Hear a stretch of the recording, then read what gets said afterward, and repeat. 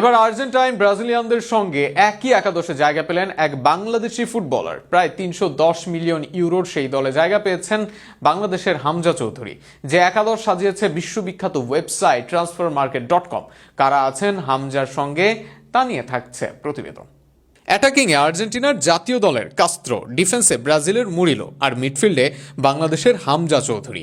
এমনই এক একাদশ সাজিয়েছে transfermarket.com। মূলত চলতি আন্তর্জাতিক বিরতিতে জাতীয় দলের হয়ে অভিষেক হয়েছে বা হবে এমন খেলোয়াড়দের নিয়ে একটি একাদশ সাজিয়েছে তারা, যেখানে গোলকিপার হিসেবে আছেন ফ্রান্সের চিভেলার, ডিফেন্সে ব্রাজিলের মুরিলো, স্পেনের হুইজেনের সঙ্গে দুই ইংলিশ কুইনশাক ও স্কেল্লি, মিডফিল্ডে বাংলাদেশের হামজা চৌধুরী, ইতালির রাগরি, ফ্রান্সের ডুডুয়ের সঙ্গে পর্তুগালের কুইন্দা।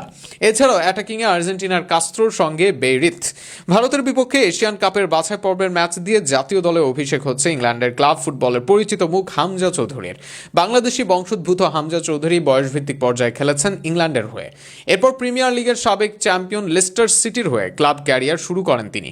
মাঝে ধারে বার্টন অ্যালবিয়ন ও ওয়াটফোর্ড ঘুরে তিনি যোগ দিয়েছেন ইংলিশ ফুটবলের দ্বিতীয় সর্বোচ্চ স্তর চ্যাম্পিয়নশিপের ক্লাব শেফিল্ড ইউনাইটেডে। এমন উঁচু প্রোফাইলের একজন খেলোয়াড় দক্ষিণ এশিয়ার কোনো দেশের হয়ে খেলাটা বিশাল ঘটনা।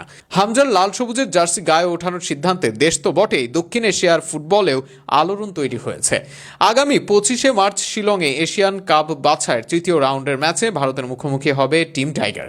সবকিছু ঠিকঠাক থাকলে এই ম্যাচ দিয়ে জাতীয় দলে অভিষেক হবে হামজা চৌধুরীর। ম্যাচ খেলতে জাতীয় দলে যোগ দিতে সোমবার বাংলাদেশে এসে পৌঁছেছেন তিনি। হামজা চৌধুরী দলে যোগ দেওয়ায় বাংলাদেশ দলের মূল্যমান বাড়ছে রকেট গতিতে।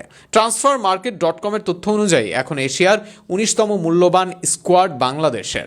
বাংলাদেশ জাতীয় দলের স্কোয়াডের মূল্যমান 8.59 মিলিয়ন ইউরো, যা সাউথ এশিয়ার সর্বোচ্চ। তাই আন্তর্জাতিক অঙ্গনেও হামজার কারণে গুরুত্ব পাচ্ছে বাংলাদেশ দল।